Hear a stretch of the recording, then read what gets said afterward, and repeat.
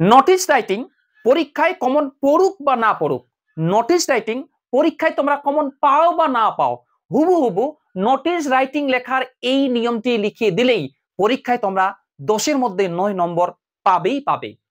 Hello students, Shamim sir YouTube চ্যানেলে তোমাদের স্বাগত। আজকের এই ভিডিও ক্লাসটিতে আমি তোমাদের দেখাবো নোটিশ রাইটিং লেখার ফরম্যাট বা নিয়ম। তোমরা যারা মাধ্যমিক 2026 সালে পরীক্ষা দেবে, তোমরা সবাই জানো তোমাদের পরীক্ষায় একটি নোটিশ রাইটিং আসবে। আর নোটিশ রাইটিং তার জন্য 15-20টা 10টা 12টা নোটিশ রাইটিং মুখস্থ না করে একটা ফরম্যাট মুখস্থ করে যাও।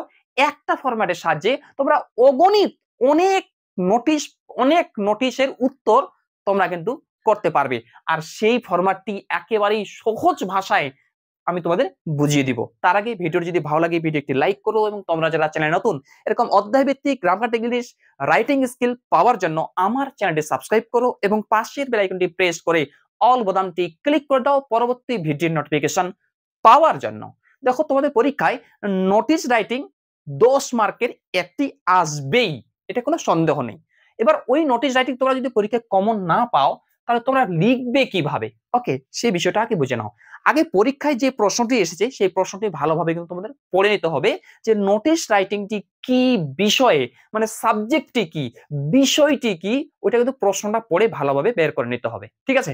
তারপরে নোটিশ রাইটিংটি কি এসেছে, কি না বিষয় লিখতে বলেছে, ওটা কোনো যোগাযোগ নেই, কোনো দেখার দরকার নেই। যখনই তোমরা দেখবে পরীক্ষায় নোটিশ রাইটিং এসেছে, সঙ্গে সঙ্গে উত্তর খাতাটিতে তোমরা লিখতে শুরু করবে। দেখো, অ্যান্সার লিখতে শুরু করবে। এখন কি লিখবে? এটাই কিন্তু ফরম্যাট, এটাই কিন্তু নিয়ম। দেখো, আমি লিখে দিয়েছি মার্ক 10 মার্কের। এটা যদি হুবহু লিখে দিতে পারো 9 নম্বর পাবে। দেখো, ফরম্যাটটি কি, উত্তরটি কি? প্রথমে তোমরা খাতার মাঝখানে যেটা উত্তর হবে, ওই খাতার মাঝখানে ক্যাপিটাল লেটারে বড় হাতের লিখবে নোটিশ। এই নোটিশ কথাটা বড় হাতের লিখবে। তারপরে এবার দেখো, এখানে আমি যে ব্র্যাকেট করে দিয়েছি এই জায়গাটাতে, এখান থেকে এই অংশটাকে আমি ব্র্যাকেট করে দিয়েছি। এই ব্র্যাকেটের মধ্যে তোমাদের স্কুলের নাম এবং তার ঠিকানা, অর্থাৎ স্কুলের ঠিকানা কিন্তু লিখতে হবে। যেমন উদাহরণ হিসাবে আমি একটা স্কুলের নাম লিখে দিয়েছি এখানে, কুসমুন্ডি হাই স্কুল এইচএস। এখানে কিন্তু তোমরা তোমাদের বিদ্যালয়ের নাম দিবে। ওকে, আচ্ছা। তার নিচে দেখো দিয়েছি কুসমুন্ডি, ডি দিনাজপুর 733132 ওয়েস্ট বেঙ্গল। অর্থাৎ এই যে আমি কুসমুন্ডি হাই স্কুল লিখেছি, ওই বিদ্যালয়ের ঠিকানা দিয়েছি। এটা কিন্তু তোমরা কেউ লিখবে না, তোমরা তোমাদের বিদ্যালয়ের নাম এবং ঠিকানা লিখবে এবং লিখে এইভাবে ব্র্যাকেট করে দিবে। বুঝতে পারলাম? তারপরে কি লিখবে? দেখো, তারপর লিখবে কি, এইখানে খাতাটার এই দিক, এই প্রান্তে, ওকে, লিখবে রিপ নাম্বার, অর্থাৎ রেফারেন্স নাম্বার। রেফারেন্স নাম্বার লিখে একটু হাইফেন দিবে, লিখবে KHS স্ল্যাশ চিহ্ন 0027 আমি দিয়েছি। এখানে KHS কি? দেখো, এই যে বিদ্যালয়ের নামটা দিয়ে আমি সংক্ষিপ্ত নামটা এখানে দিয়েছি। দেখো, কুসমুন্ডির কে, হাই এর এইচ, আর স্কুলের এস। তোমাদের যেটা বিদ্যালয়ের নাম, ওর যে প্রত্যেকটা শব্দের প্রথম লেটারটা দিয়ে এটা বড় হাতে লিখতে হবে কিন্তু। ওকে, স্ল্যাশ দিয়ে 00 একটা নাম্বার দিয়ে দিবে, 2 সংখ্যার একটা নাম্বার দিয়ে দিবে। ঠিক ওর সোজায় এখানে একটা ডেট লিখবে, ডেট। এবার বিষয় হচ্ছে, স্যার এই ডেটটা কোন দিনের ডেট লিখবো? যেদিন পরীক্ষায় তোমরা নোটিশটি লিখবে সেই দিনের তারিখ কত, সেই দিনের তারিখটি কিন্তু তোমরা এখানে লিখবে। আশা করি বুঝতে পারলাম। তারপরে লিখবে কি, সাবজেক্ট, একটা সাব দিবে। সাবজেক্ট লিখে একটা টান দিবে। টান দেওয়ার পর তাহলে লিখবে ফর। ফর দেওয়ার পর দেখো, আমি এখানে dot dot dot dot dot করে দিয়েছি, মানে ফটা ফটা ফটা ফটা করে দিয়েছি। এই ডট ডট বা ফটা ফটাটা দিয়েছি কেন, এই বিষয়টা আগে ভালো করে বুঝো। দেখো, এখানে কিন্তু বিষয়টি বসাতে হবে। অর্থাৎ পরীক্ষার প্রশ্নটিতে যেই বিষয়ে নোটিশটি লিখতে বলেছে, পরীক্ষায় যেই বিষয়ে নোটিশটি এসেছে, সেই বিষয়টা তো ইংরেজিতে লেখা আছে ওইখানে, ওই বিষয়টা এখানে ফর লিখে এখানে লিখে দিতে হবে। ওই কারণ এটা এই জায়গাটা যেহেতু চেঞ্জ করতে হবে, সেই কারণে আমি dot dot dot dot dot বা ফটা ফটা ফটা ফটা দিয়েছি। পরীক্ষায় কিন্তু তোমরা কেউ ডট ডট বা ফটা ফটা কিন্তু কেউ দিবে না। বুঝতে পারলাম? আচ্ছা, মানে আমি দিয়েছি কেন, এই জায়গায় চেঞ্জ করতে হবে, এই জায়গায় পাল্টাতে হবে। এখানে কি বসাতে হবে? পরীক্ষায় যে বিষয় নোটিশটি এসেছে সেই বিষয়টা এখানে কিন্তু বসাতে হবে। ওকে, আচ্ছা। এইখান থেকে এই পর্যন্ত তোমরা যদি কেউ সাজাতে পারো, এটা তোমরা যদি না লেখো দূরের কথা, এখান থেকে এইটা তোমরা যদি কেউ সাজাতে পারো, তবেই পরীক্ষায় কমনই পেলে না, তবুও তোমরা 1 থেকে 1.5 নাম্বার কিন্তু তোমরা পেয়ে যাবে 10 এর মধ্যে। তারপরে আমরা লিখবো কি লিখবো একটু দেখো, লিখবো all the students of our school are hereby informed that, মানে আমাদের বিদ্যালয়ের সমস্ত ছাত্রছাত্রীদের এত দ্বারা জানানো যাচ্ছে যে our school is going to arrange, মানে আমাদের বিদ্যালয় ব্যবস্থা করতে যাচ্ছে এই কালচারাল প্রোগ্রাম, মানে একটা সাংস্কৃতিক অনুষ্ঠান অন দা অকেশন, দেখো on the occasion of the, আবার বিষয়টি লিখতে হবে। এই ক্ষেত্রে বলে দিই, এখানেও আমি কিন্তু ডট ডট বা ফোটা দিয়েছি।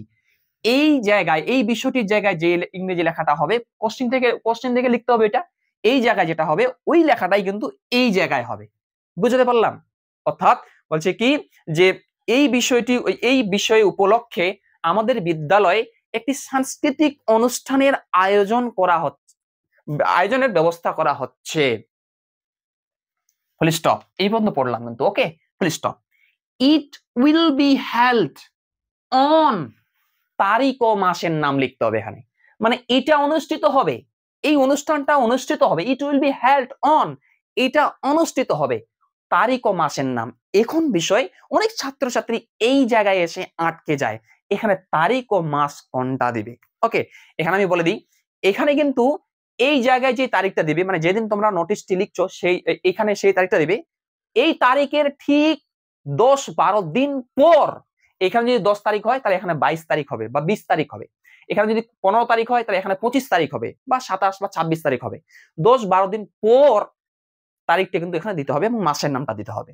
ওকে, আচ্ছা, তাহলে কি হলো, ইট উইল বি হেল্ড অন, মানে এটা অনুষ্ঠিত হবে অমুক মাসের অমুক তারিখে, এট আওয়ার, দেখো এখানে দেখো এট আওয়ার স্কুল প্রিমিসেস, আমাদের বিদ্যালয়ের প্রাঙ্গণে, ফ্রম 10 AM to 4 PM, সকাল 10টা থেকে 4টা পর্যন্ত।